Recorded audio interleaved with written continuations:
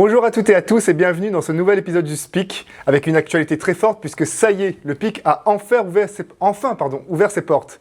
Et qui dit ouverture dit nouvelle formule pour le SPIC puisque nous allons désormais avoir la chance d'accueillir ceux qui font la vie du PIC, qu'ils soient coworkers, restaurateurs, partenaires. Le PIC est un véritable écosystème qui renferme de merveilleuses histoires à raconter. Je suis Mickaël Mussard et tous les 15 jours, j'aurai donc la chance d'accueillir à mon micro une personne pour qu'elle me raconte son histoire. Et aujourd'hui, j'ai la chance d'accueillir, pour ce tout premier épisode du SPIC et de son Café du lundi, Tristan Colombet, gérant et fondateur du PIC. Bonjour Tristan. Bonjour Mickaël. Alors, avant de commencer Tristan, avant qu'on se pose des questions, est-ce que tu as envie d'un café ? Avec grand plaisir Mickaël. Allez, c'est parti.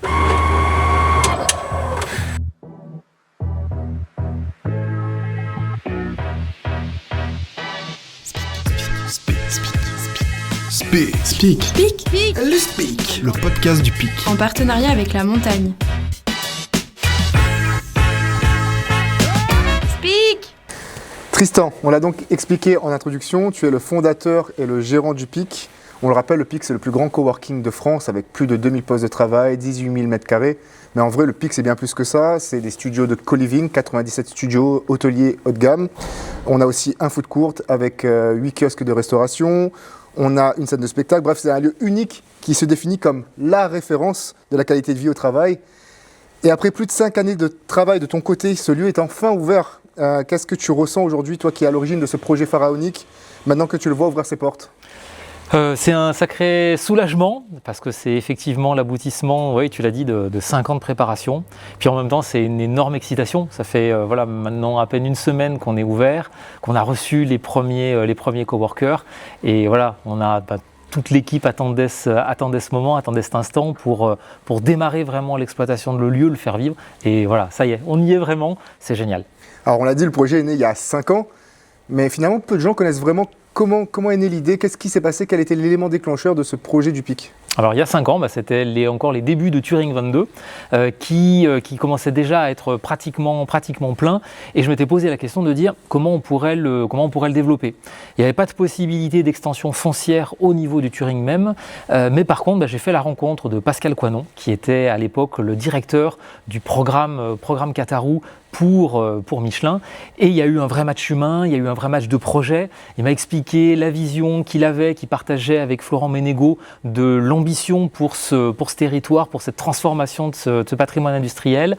Moi, j'ai pu lui exposer la vision que j'avais de ce que pourrait être demain un espace encore beaucoup plus important que Turing et plus ambitieux. Et voilà, ensemble, on a posé les bases qui très vite ont été partagées avec le reste de la communauté autour du territoire. Et puis, il a su fédérer autour de cette ambition des partenaires financiers, une équipe, et c'est comme ça que le projet est né. Et tout de suite, vous avez vu quelque chose d'aussi grand, d'aussi majestueux que le PIC tel qu'il est aujourd'hui ? Il y avait vraiment une vision forte. L'idée, c'était vraiment de réussir à faire de ce projet quelque chose qui serait à la fois une icône pour le territoire, un vrai outil d'attractivité et qui n'avait pas d'équivalent. C'était vraiment moi ce qui m'a séduit en fait dans l'ambition de ce projet, c'était vraiment d'aller au bout de l'idée, de pouvoir vraiment sortir l'objet tel qu'il est aujourd'hui. Justement, tu parles d'ambition, 2000 postes de travail pour Clermont-Ferrand. Est-ce que c'est pas trop ambitieux ? C'est ambitieux, mais c'est raisonné et calculé. On a pris beaucoup de temps au départ pour le poser, de réfléchir. Et j'ai une conviction profonde, c'est qu'aujourd'hui, notre territoire, il est souvent sous-évalué, sous-coté, même par nous-mêmes. On a toujours peut-être tendance à pas forcément se voir aussi compétent que ce qu'on est. Et parfois on n'ose pas forcément, alors que j'ai la chance de pouvoir être maintenant auvergnat d'adoption depuis plus de 20 ans, et je vois que sur ce territoire on a un potentiel énorme, que les entreprises, que les compétences sont là, et on a complètement la possibilité de pouvoir se mettre à rayonner plus, et le PIC c'est un outil qui vient justement pour ça, pour servir les entreprises et les entrepreneurs du territoire à aller plus loin et voir plus grand. Après, au-delà de sa taille, ce qui fait la particularité du PIC, c'est que finalement, il devient un peu la référence de la qualité de vie au travail, tout comme peut l'être peut-être Turing 22 aujourd'hui.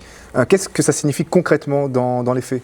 Alors aujourd'hui, on voit avec ce qui s'est passé à l'époque du Covid, sur la vague du tout télétravail et maintenant du retour massif au bureau, il y a un besoin aujourd'hui essentiel pour capter les talents, pour impliquer les collaborateurs, de pouvoir proposer un équilibre entre la qualité de vie au travail l'univers personnel et l'univers professionnel qui doit aller plus loin que ce qui a été fait jusque-là. Et un bureau, un espace de travail, c'est plus que juste un ordinateur, une chaise et un bureau. C'est avant tout la possibilité de pouvoir se connecter, de pouvoir bénéficier de services, se retrouver et de pouvoir s'impliquer dans des projets. Et c'est ça l'ambition que porte le PIC, c'est d'aller plus loin que tous les espaces de travail qui existent déjà aujourd'hui, en proposant ce mix entre des espaces de réunion, de rassemblement, de concentration, mais aussi de convivialité et de détente pour proposer un cocktail unique qui est capable d'adresser de manière beaucoup plus large tous ces besoins, tous ces nouveaux besoins et de capter les talents et les attentes. Concrètement, qu'est-ce qu'on retrouve? On connaît à Turing le baby-foot et le billard. Ça s'arrête à ça ou est-ce qu'on va encore plus loin au PIC? On va beaucoup plus loin au PIC, puisque effectivement, tu l'as dit tout à l'heure, c'est aussi un espace de restauration qui est ouvert au grand public, 7 jours sur 7. Donc il ne s'agit pas de rester enfermé dans un univers professionnel, mais bien de l'élargir et d'être en connexion avec le grand public, mais c'est aussi un espace bien-être, un coworking beauté sur lequel on a sur place coiffeur, barbier, onglerie, esthéticienne. On a même un espace de sauna et un jacuzzi. C'est une salle de sport, c'est des salles de sieste, c'est une salle de projection, un studio photo-vidéo. La liste elle est énorme. Le mieux, c'est de venir le découvrir. Finalement, quand on vient, on n'a plus trop envie de partir, non? C'est pas le piège aussi de rester un peu emprisonné dans son lieu de travail? Mais non, parce que finalement, on n'est pas emprisonné, on est complètement ouvert sur l'extérieur, on est en connexion complète avec l'écosystème et la ville. On a la chance d'avoir ici un emplacement qui est du quasi-centre-ville, où on a à la fois la connexion facile avec le réseau routier, pour tous ceux qui habitent hors de la ville, mais aussi les transports en commun, les vélos et toute l'infrastructure. On est pile au bon endroit pour faciliter ces connexions. Alors aujourd'hui, le PIC est ouvert, ça y est, on l'a dit depuis la semaine dernière. Mais c'est une phase finalement de pré-ouverture qui s'est installée. On n'a pas ouvert tous les services d'un coup. Est-ce que tu peux nous en dire exactement un peu plus dans comment se passe cette phase de pré-ouverture? Bien sûr. Donc voilà, on était très soucieux de pouvoir en effet garantir la qualité au fur et à mesure que le lieu allait ouvrir, et c'était trop grand pour ouvrir tout à la fois. Donc on a fait le choix de commencer avec d'abord, donc la semaine dernière, une ouverture du coworking où on a échelonné donc depuis les arrivées des dizaines d'entreprises qui se sont déjà installées. Et ça va continuer comme ça la semaine après semaine. Là aujourd'hui, ce lundi, on ouvre l'espace de food court, la partie restauration. Elle aussi, d'abord sur réservation uniquement pour être sûr qu'on arrive à monter progressivement la capacité et la jauge pour rester aussi en qualité. On va retrouver aussi une semaine plus tard, donc lundi prochain, on aura l'ouverture du co-living avec les premiers occupants qui arrivent dans les studios. Et voilà, tous les espaces comme ça ouvrent de manière progressive pour nous emmener jusqu'au 5 mai qui sera vraiment l'inauguration officielle de l'ensemble. Donc ce sera d'ici la fin du printemps que finalement le PIC sera vraiment à sa pleine puissance. C'est exactement ça. Ok. Et en termes de commercialisation, on en est où aujourd'hui? Alors on est très content également puisque là du coup on a dépassé les 60% maintenant là, de réservation de l'espace de coworking. Donc on est vraiment bien avancé et en avance par rapport à ce qui étaient les estimations initiales. 60%, si on prend un peu les projections, ça veut dire que d'ici mi-février, on sera à peu près à 800 personnes qui vont se balader dans les couloirs du PIC. Ah oui, ça va très très vite. Ah, c'est énorme. Et tu as des noms justement de quelques entreprises qui ont déjà rejoint le PIC, qui sont déjà installées ou qui vont arriver peut-être? Bien sûr, tout à fait. Donc on a effectivement parmi les entreprises qui sont installées ou qui arrivent, on a donc bien sûr le village Baïséa avec toutes les startups, on a Capgemini, on a Atos, on a également le Michelin Innovation Lab, mais aussi des experts comptables, des gens qui travaillent dans l'immobilier, dans la santé, des startups. C'est justement en fait la grande richesse du PIC, c'est qu'on va pouvoir croiser des gens de tous les univers et de tous les métiers. Alors tu l'as dit tout à l'heure, et c'est vrai que c'est peut-être quelque chose que les gens n'ont pas forcément en tête, mais le PIC, c'est pas quelque chose qui est refermé sur lui-même, c'est quelque chose qui se veut ouvert à la ville, et qui dit ouvert, c'est ouvert vraiment au public qui pourra intégrer certains, en tout cas profiter de certains services fournis par le PIC, notamment le food court. Est-ce que tu peux nous dire un peu plus sur les horaires, sur qu'est-ce qu'on va retrouver comme nourriture, les noms des kiosques par exemple? Alors bien sûr, le food court, il est ouvert 7 jours sur 7, de 6h30 du matin à 1h du matin. On va trouver à n'importe quelle heure donc, le bar qui sera ouvert ainsi que la partie coffee shop. Donc on pourra vous proposer des cafés de spécialité et des pâtisseries et du salé à n'importe quelle heure, mais également sur toutes les heures de repas. On va pouvoir trouver notamment un café Mazzo, les spécialités du maracuja. On va avoir Island Poké, on va avoir Boumi, Mémécote, le Taylor's. Voilà, c'est un choix qui est important et qui permet de toucher à quelles que soient vos envies, à toutes les formes de spécialités Vous ne culinaires. devrez pas mourir de faim au sein du pic. Normalement non. Et au niveau du co-living, alors ça ouvre quand et comment ça va fonctionner concrètement quand on veut réserver une chambre? Est-ce qu'on peut la réserver à la journée, à la nuit, même en journée, tiens d'ailleurs, la semaine, comment ça fonctionne? Alors les réservations du co-living sont déjà ouvertes pour toutes les réservations dites longues, donc pour les réservations qui sont au mois, dans lesquelles on propose un accueil complet, effectivement, intégrant tout l'accès à l'espace de coworking. Donc ça c'est déjà disponible et on a donc nos premiers occupants qui arrivent dès la semaine prochaine. Et très bientôt également, on va ouvrir la réservation à la nuitée. L'idée c'est qu'en tout cas, dans tous les cas, ça reste 100% flexible. On peut venir pour une nuit, pour un mois ou rester un an. C'est vraiment comme on a envie. Et pour ce qui est des animations, parce qu'on rappelle, on a le food court, on a le co-living, mais on a aussi une partie scène qui peut accueillir des conférences la journée et des animations musicales et culturelles le soir, et aussi d'ailleurs ouverte au public, cette scène. Est-ce qu'on a déjà des choses à annoncer de ce côté-là? Oui, bien sûr. Alors on va avoir déjà notre toute première date, ça sera le 13 février, avec donc en avant Saint-Valentin, une soirée avec Call Me. Et ensuite on va avoir très rapidement des dates avec beaucoup d'animations, karaoké, quiz, blind test. On a également des soirées orientées DJ. On va avoir également des spectacles avec Supreme Legacy ou encore des concerts. La programmation va être annoncée petit à petit et elle va être très riche. Alors on l'a un peu expliqué en introduction, ce nouveau speak, c'est aussi pour parler de ton histoire. Moi ce qui m'intéresse c'est de savoir un peu comment on gère un tel projet depuis sa naissance jusqu'à son ouverture pendant 5 ans, et puis comment peut-être ton passé, parce que les gens ne te connaissent peut-être pas, on rappelle que tu es quand même un entrepreneur à succès sur Clermont-Ferrand, comment ton passé a pu t'aider dans ce projet pour en arriver là aujourd'hui? Moi, j'ai toujours eu la passion des projets, de manière générale. Et c'est vrai qu'avec effectivement les différentes entreprises que j'ai pu avoir dans la tech ou Turing 22, à chaque fois, c'était des projets dont la taille était de plus en plus importante.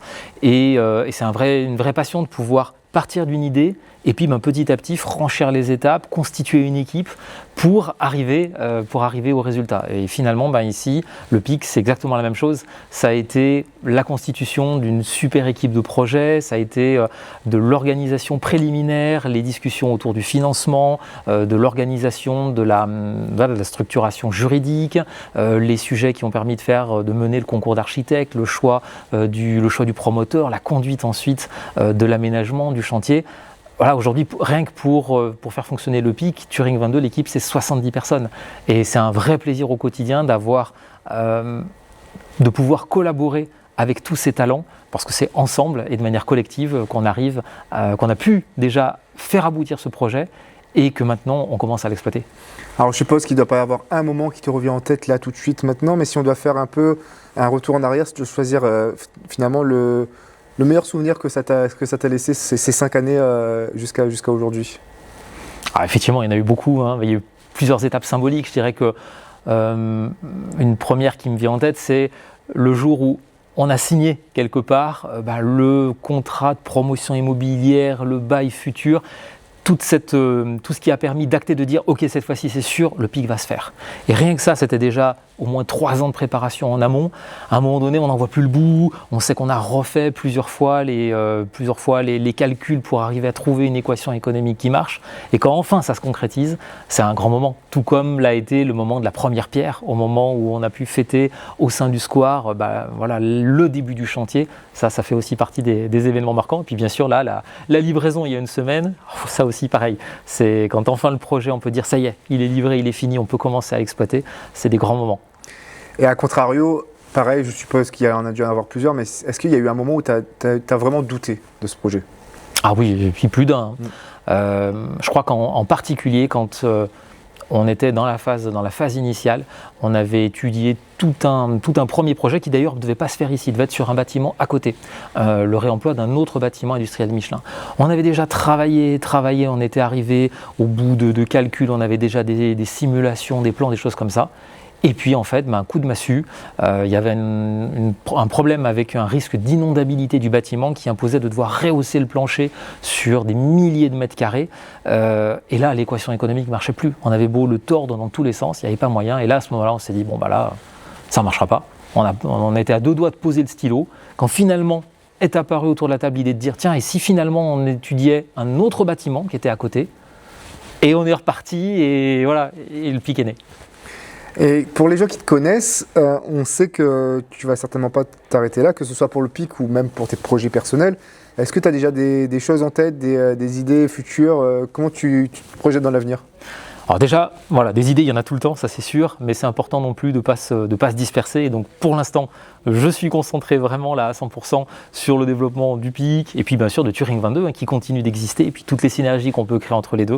Et il y aura tout le temps après d'évoquer la suite. Oui, parce qu'on le rappelle, Turing 22 ne ferme pas. Il y a beaucoup de gens qui nous posent la question. Turing 22 pour l'instant continue d'exister et va continuer d'accueillir des coworkers qui sont encore là-bas ou qui vont continuer d'arriver dans les semaines à venir. Absolument, et on va vraiment aussi faire profiter ensuite Turing 22 de toutes les innovations qu'on a pu mettre en place au PIC pour pouvoir vraiment continuer de faire vivre l'espace, l'améliorer.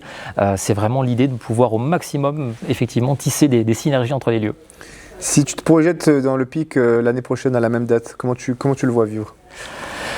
Déjà, je pense que le lieu il sera vraiment plein. Ça va être hyper dynamisant. Le point qui est le plus important pour moi, c'est d'avoir un retour positif des entreprises. Que les entreprises qui nous auront fait confiance, qui auront fait le choix de venir s'installer là, en ce moment, dans les semaines, dans les mois qui viennent, que dans un an, ils disent « Waouh, c'est génial, on a trop bien fait de venir, j'ai pu grandir, croître, développer mon business, j'ai pu faire plein de rencontres incroyables et me développer. » Ça serait la plus belle récompense pour le projet.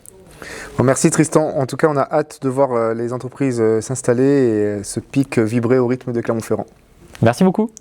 Merci à toutes et à tous d'avoir suivi donc, ce tout premier épisode du SPIC, le café du lundi.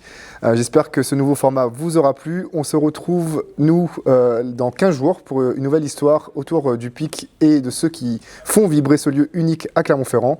Si vous avez aimé cet épisode, n'hésitez pas d'aller le liker et de nous suivre sur les différentes plateformes. Et à très bientôt.